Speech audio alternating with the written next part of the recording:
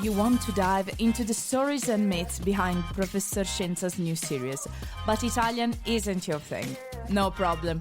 You find all the conversation translated in English in the new Mama Jumbo Shrimp book, An Italian Wine Pilgrimage with Professor Attilio Scienza. Now available in English on Amazon. So all too often, wine communication becomes very technical, to the point of it just sucks the life out of the wines. It becomes lifelessness. We talk about soil types and clones and fermentation vessels. We talk about acid levels. That was even on the MS exam, acid levels.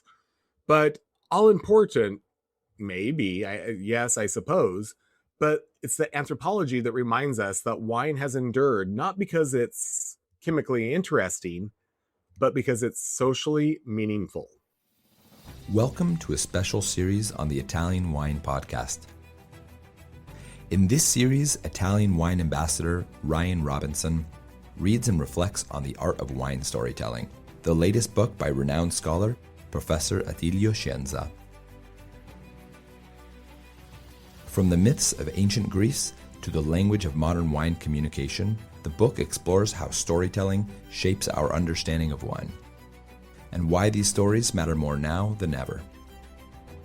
Let's begin the journey.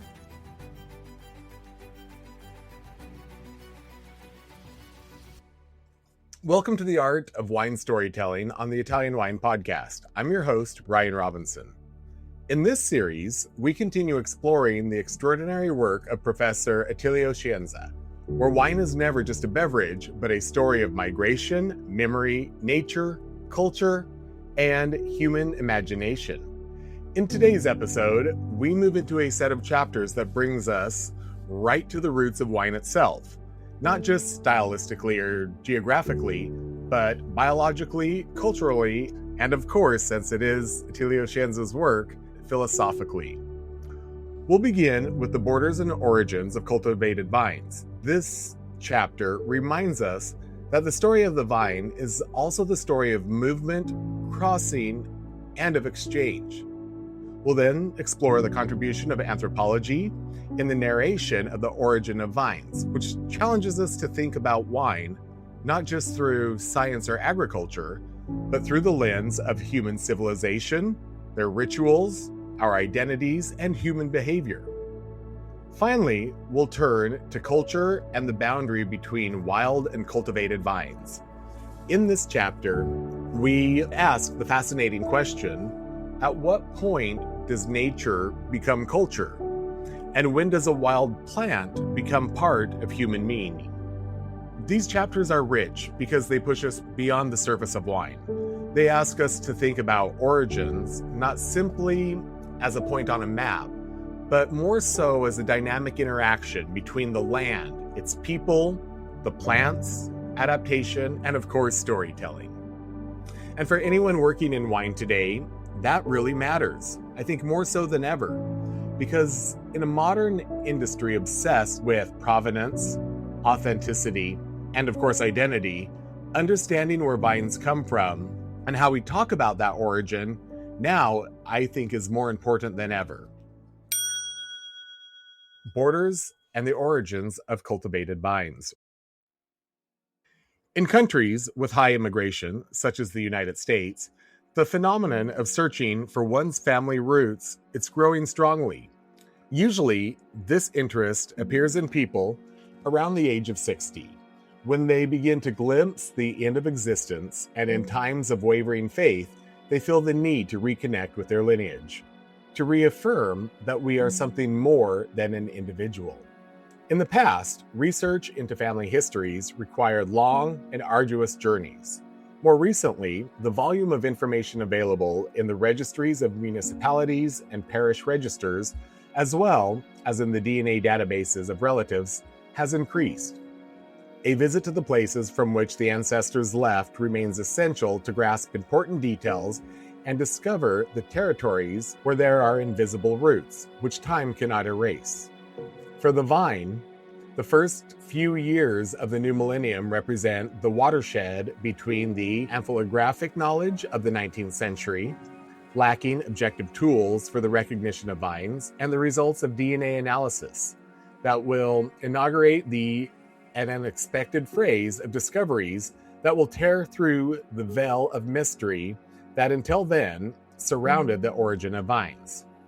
With the interruption of molecular genetics in the recognition of vine varieties, many myths and fairy tales born in the Idolist period on the origin of vines have been revised. Above all, for many varieties, it has been possible to trace their geographical origin, reconstruct the paths that led them to us, identify their relatives, even distant ones, who contributed to their formation, highlighting the decisive role of culture and original aspects of the material life of the various populations, in their selection, protection, and subsequent dissemination. Through the behavior of these vines toward the environmental conditions and the wines that give rise, it is possible to understand the climactic phase in which they were selected, the extent of winemaking interventions, and the expectations of consumers of that historical period. There was no shortage of surprises. Close to unsuspected parents and fathers who were not easily to identify, what appears increasingly evident is a highly varied network of relatives where a very few vines represent the progenitors around which most of the European vines are formed. The traces to be followed to reach the truth, with apparently dichotomous meanings, originate from the signs that must be deciphered with the help of anthropology and molecular genetics. Very different tools of investigation, but curiously complementary in their results. For European viticulture, the boundaries between peoples and cultures, often marked by strong contrast and disputes, have been privileged places for the birth of new expressions in the cultivation of vines. From peripheries, they have become centers of gravity. The Greeks, first of all, with both colonial and commercial experiences, contributed to the spread of the myth of wine in the West. The Romans, with their military conquest, brought viticulture to the border regions of the empire, where the demand of the legions for wine was greater, resulting in the birth of new models of viticulture. Due to the series of climatic and commercial circumstances, most of the vines still cultivated in Europe originated on the eastern borders. It was a slow, reiterative process with which the DNA of some vines brought from the eastern regions, where viticultural practices such as pruning and genetic selection were introduced, into the vines derived from the domestication of the wild vine, which took place starting from the Neolithic on the banks of the great rivers. An important aspect in the creation of new vines was that of the ways in which Romans involved the local populations, not as slaves, but as allies, through the authorization that the Senate had granted to cultivate vines in their territories, a prerogative then reserved for only Roman citizens. The role played by wild vines domesticated on the banks of the Rhine is significant. Traminer, for example, which through spontaneous crossbreeding with an oriental variety, Hunaish, contributed to the creation of numerous vines that are still important today for the quality of their wines, such as Pinot, Sauvignon, Riesling, etc.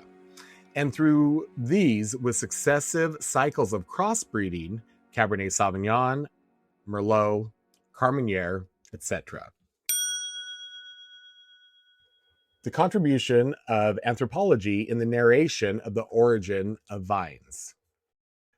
The study on the origin and diffusion of cultivated vines represents an interpretive paradigm of the findings of recent studies on an important topic of vine history, to demonstrate how anthropology, with its methods, appears decisive in providing the solution of otherwise indecipherable questions, even if addressed with the most advanced tools of viticulture research.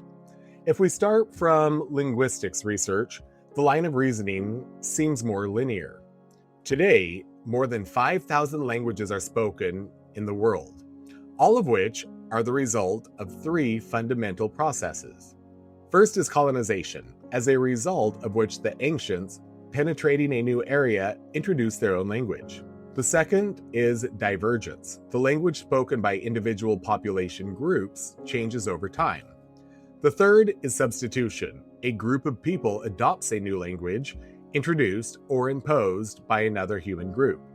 These three processes make it possible to draw suggestive schemes in which the origin of the languages currently present in the world can be arranged. Varietal circulation has also followed these patterns of diffusion. Despite the variety of approaches, a constant trait emerges from research on the identity of the vine in different parts of Europe. The origin of a continent without rigid borders that has always been in place of migrations, interactions, hybridizations, contrast, and conflicts between peoples, and that has drawn essential nourishment from the diversity of roots on a cultural and political level.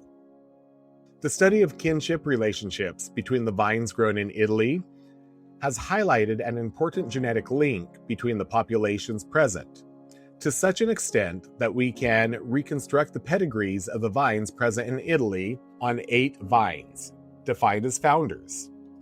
The close genetic connections between the vines of Greek origin and those present today in the regions that in the past were ascribed to Magna Graecia, however, do not only date back to the colony or commercial experiences of the classical period, but it also originated from the subsequent cultural contribution, Byzantine and Basilian.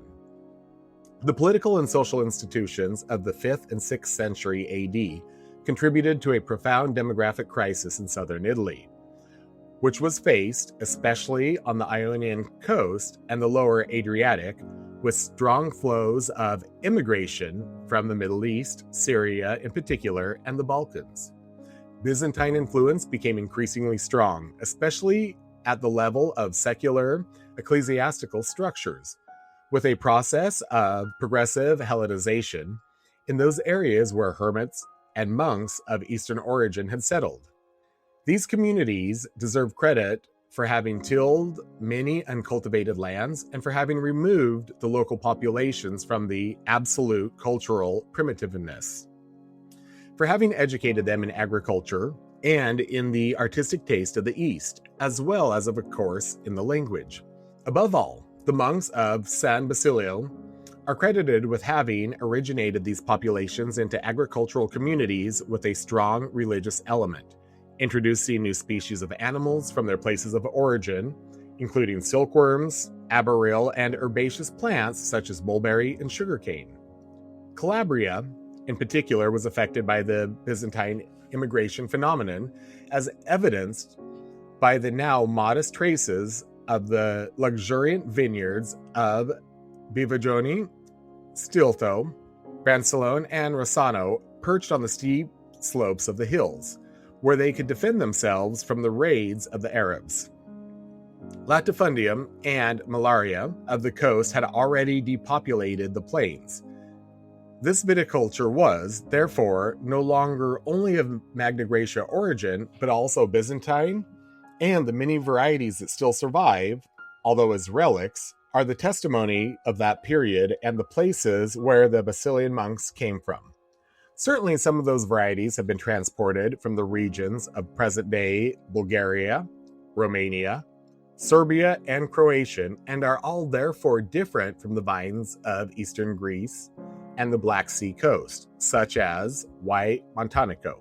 The biological diversity of the cultivated vine, the result of thousands of years of selection, is a legacy that nature and our ancestors have left us and cannot be recreated in the laboratory.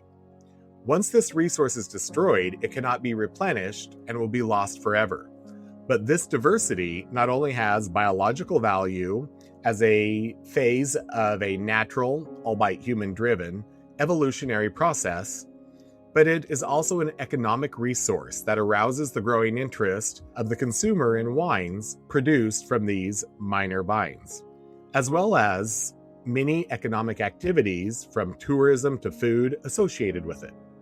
The complex origin of the vines can represent a symptomatic element of a way of thinking about a given area. The vine can be placed at a symbolic level without placing importance on the production process. It is important, therefore, to understand why this process took place in this or that region and what significance can be attributed to it. Myth, according to the principles of Claude Lévi-Strauss's structural anthropology, becomes the methodological tool for conceptualizing the problem, as it allows the history of a group of inhabitants to be transferred to the present time in a tangible way. For a given type of wine, the myth of origin or domestication makes it possible to explain the genesis, evolution, and originality of production. The arrival of the Oriental populations in Europe during the countless invasions is configured as a real revolution that has iterative characteristics that involve a slow but continuous change, just like the birth of a vine. Even the word autochthonous had gradually lost its meaning. Vines are the result of an intense and ancient varietal circulation, even between very distant areas, often without geographical boundaries.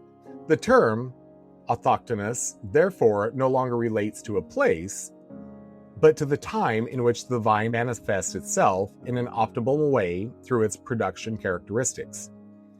With the systematic application of nuclear DNA analysis through microsatellite markers, important links have been established with the viticultural germplasm in some regions. For example, Veneto, Trentino, and Friuli, through a genetic relationship of Corvino and Marzamino, respectively, with Refosco, Dal Pendoco, Rosso, or the link still present between the DNA of the Calabrian and Sicilian vines with that of Greek or Anatolian varieties.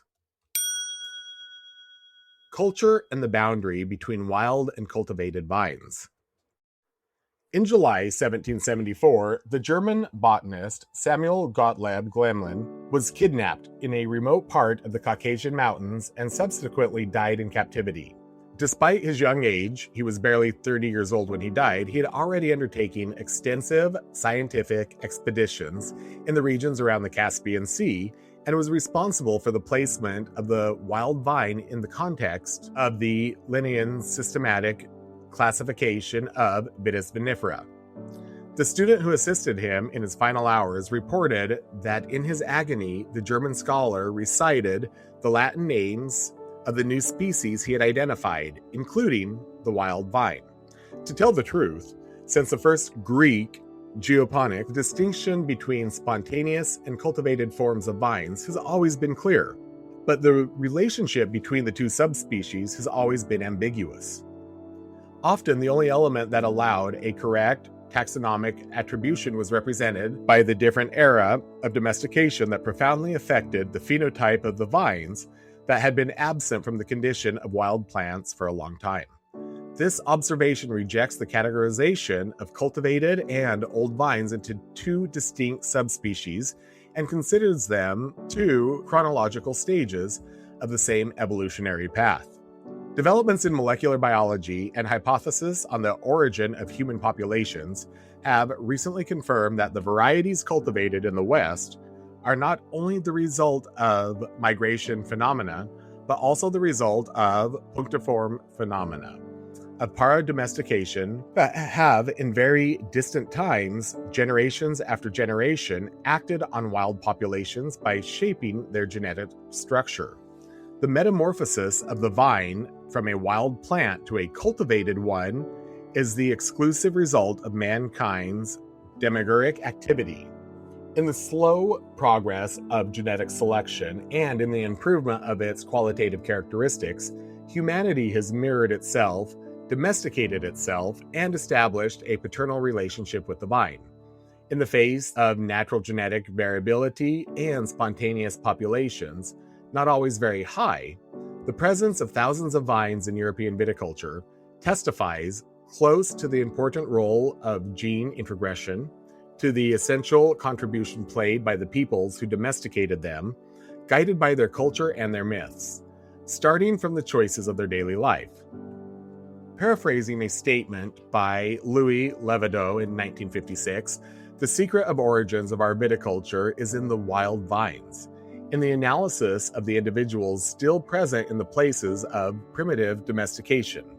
still frequent in central Italy. Comparing them with the ancient vines for those areas, it is perhaps impossible to reconstruct their geographical origin, the phases of their cultivation, and their subsequent migration to other places. In the beginning, at least, literary, of the viticulture history of the West Mediterranean in general, is contained in Canto of the Odyssey. From the description of the island of the Cyclops and the drunkenness of Polyphemus, it is apparent that since then there have been two viticultures in the Mediterranean. The first, located in its eastern part, which produced strong and dark wines, which was specifically the wine of Ismaro, given to Ulysses by Meron, priest of Apollo. It was this wine that made Polyphemus drunk because he was not used to such strong wines. The second, represented by the island of the Cyclops, who plant nothing with their hands nor plow. But all these things spring up for them without sowing or plowing, wheat and barley and vines, which bear the rich clusters of wine. And the reign of Zeus gives them increase, and which clearly configures the characteristics of wild grapes subjected to primitive or no cultivation.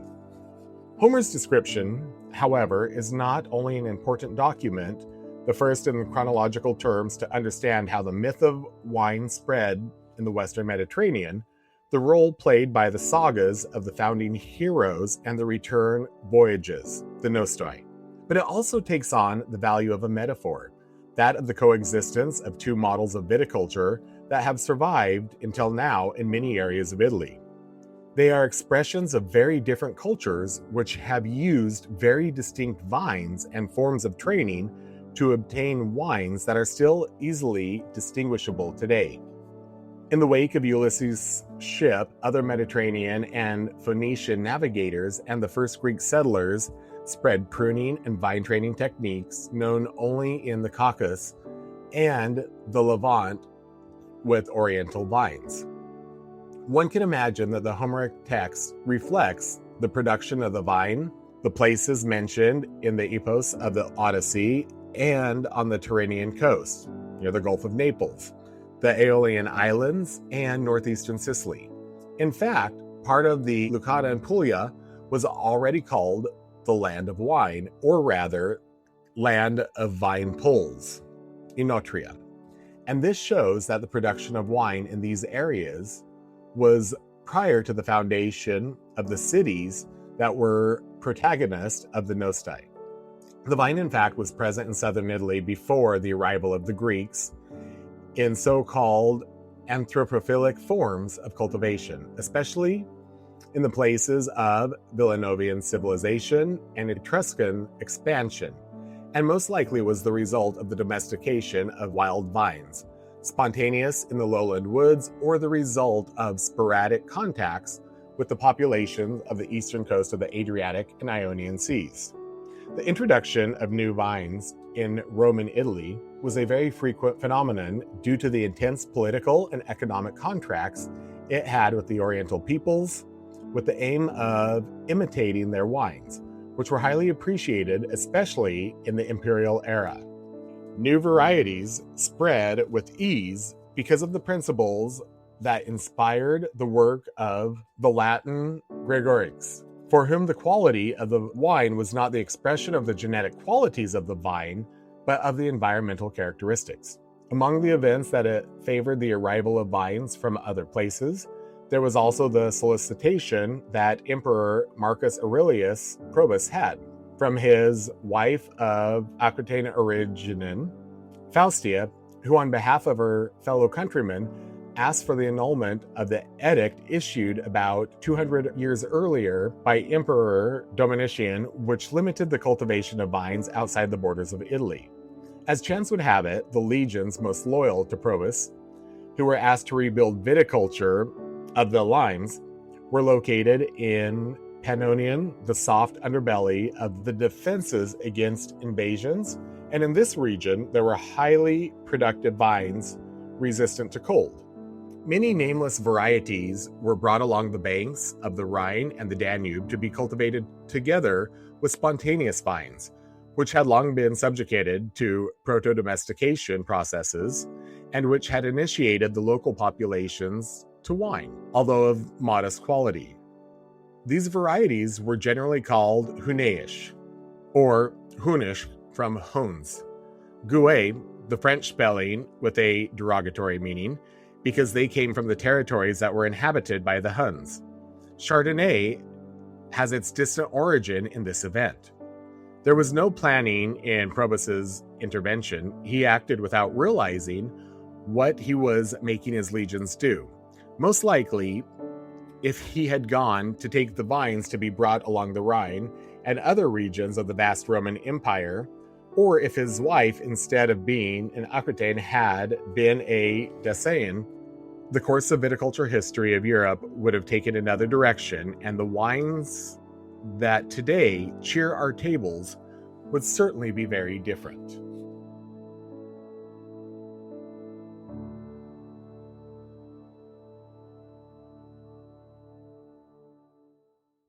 Now let's walk back through these 3 chapters in order to reconnect them to the modern wine world. So when we talk about the borders and origins of cultivated vines, this chapter reminds us that the cultivated vine did not emerge in isolation, sealed off inside neat political or cultural boundaries. Its story is one of crossing landscapes, crossing climates, trade routes, civilization, and eventually crossing systems of meaning. The vine moves with people, and as it moves, it changes. Borders in this sense are not just obstacles, they're more places of transformation. So this idea is hugely relevant to the modern wine industry today. We often market wine through clean narratives. This grape belongs here, this style came from there, this place defines identity. But the history of cultivated vines tells us that identity in wine has always been more fluid than we sometimes admit. Movement is not a threat to wine history, but rather movement is a part of wine history. That really matters right now. So in today's world, vineyards are adapting to climate change. Varieties are being planted in new places, and regions once considered marginal are suddenly producing really serious wines. I think consumers are also more open than ever to wines from unexpected regions. And this is very true where I reside in Connecticut State, as people are looking for the unknown, something new and something exciting. I think the lesson here is powerful. The wine industry cannot afford to be trapped by rigid thinking about where value comes from. If the origins of cultivated vines teaches us anything, it's that borders are often where innovation begins. The call to action from this chapter is very simple. In modern context, wine professionals need to become more confident talking about movement, adaptation, and exchange as part of authenticity, not as a contradiction to it. So the future of wine belongs not only to those who protect heritage, but to those who can explain how heritage itself was formed through the crossing of these boundaries. The next chapter, the contribution of anthropology in the narration of the origin of vines. So this chapter broadens the lens, I think, quite beautifully. Anthropology asks us to see wine not just as an agricultural product, but really as a human artifact. It places the vine inside this larger story of our human societies, such as how people settled and traded, how they worshipped, celebrated, how they mourned, even how they built their communities. So in other words, it reminds us that the history of vines is inseparable from the history of us. That really matters now, especially with the decline of wine consumption. I think this is a thrilling idea, one that modern wine professionals should lean into more often. So all too often, wine communication becomes very technical, to the point of it just sucks the life out of the wines. It becomes lifelessness. We talk about soil types and clones and fermentation vessels. We talk about acid levels. That was even on the MS exam, acid levels. But all important, maybe, yes, I suppose, but it's the anthropology that reminds us that wine has endured, not because it's chemically interesting, but because it's socially meaningful. So in the modern wine industry, this is a major opportunity. Today, consumers want stories. They're craving for it. They want context. They want to know why a wine matters. Not just what it tastes like, not because their parents drank a particular wine or because a particular critic gave it a certain score. I think it's the anthropology that it helps us build this richer narrative around wine by reconnecting bottles to people, by reconnecting bottles to customs and identity, and by connecting bottles to a lived experience. This chapter should challenge educators, sommeliers, those in marketing, and even producers alike. Are we teaching wine as a set of data points, or are we teaching it as a human story? Are we selling a beverage or inviting people into a culture? Because the professionals who will stand out in today's industry are the ones who can translate knowledge into meaning. The call to action here is a strong one. Stop reducing wine to technical trivia. I will say that again. Stop reducing wine to technical trivia. Bring the human being back into the center of the conversation. The industry does not need more memorized facts or flashcards without a soul. It needs better storytellers, better interpreters, and better cultural translators. I think that's what matters today. Finally, the ending chapter for today's episode, the culture and boundary between wine and cultivated vines. So if we look at this chapter, I think this is one of the most fascinating thresholds in all of wine. It's the line between what is wild and what is cultivated. That boundary is not only agricultural, but it's also symbolic. It's about selection and intervention. It's about planned intention, which ultimately leads to culture itself. So a wild vine exists in nature, but a cultivated vine exists in a relationship with humans. It becomes part of this system of care, of choice, and certainly it becomes part of the meaning. What makes this chapter so compelling for today's wine world is that this boundary still matters. I'm confident it does, maybe now more than ever. Modern wine is full of debates that echo this tension. How much intervention is too much? What is natural? What is authentic? When does stewardship become manipulation? We're faced with these questions every day in the modern wine world. When does minimalism become marketing? Well, it's becoming quite evident lately, but these are not just trendy arguments. I think they're extensions of an ancient question about the relationship between human culture and the vine. This chapter really invites us to think more carefully, and it invites us to maybe be more honest. Wine is never purely wild, although it's romantic to think that. It's never purely cultural either. It exists in a dialogue between the two, and that is exactly why it remains so compelling. For the modern wine industry, I think this is incredibly useful. In my opinion, producers need to communicate more clearly about farming choices. Educators need to help consumers move beyond simplistic binaries. And wine professionals, I think wine professionals overall need to become more comfortable with nuance. Not everything fits neatly into natural versus industrial. It's not that simple. Many celebrities with their own wine brands would love us to feel that way. It's not about traditional versus modern, pure versus manipulated. I think that real wine, like real culture, it lives in this gray area. And that's what can make it exciting. It also makes it very intimidating. I feel the call to action from this chapter is embrace the complexity. Resist lazy narratives and boring text sheets. The best professionals in wine today will not be the ones shouting the simplest message because it's easy to remember. They will be the ones that are capable of guiding people through the most meaningful questions, I think with honesty, clarity, and depth. So if we take these chapters together, it really does give us an extraordinary challenge. And I think it's exciting. So what is that challenge? Well, it first tells us that vines and the people who cultivate them are shaped by crossing borders. Crossing borders has been important throughout the history of our evolution. The second reminds us that wine is part of the history of human civilization, not a toxin separate from it. The third shows us that I think that the very identity of wine lives in the tension that's found between nature and in culture. I guess, so what do we do with that? I think we probably should stop talking about wine as though it exists in a vacuum. We should stop pretending that origin is simple or irrelevant. And I hope we stop reducing authenticity to slogans. What should we do?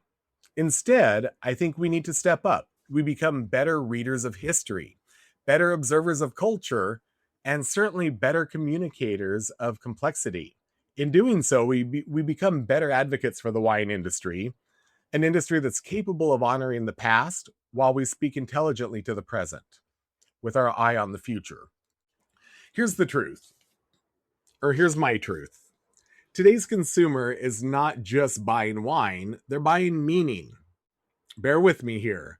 They're buying identity, they're buying trust, and the professionals who can connect the ancient story of the vine to the modern story of the bottle are the ones who will matter the most.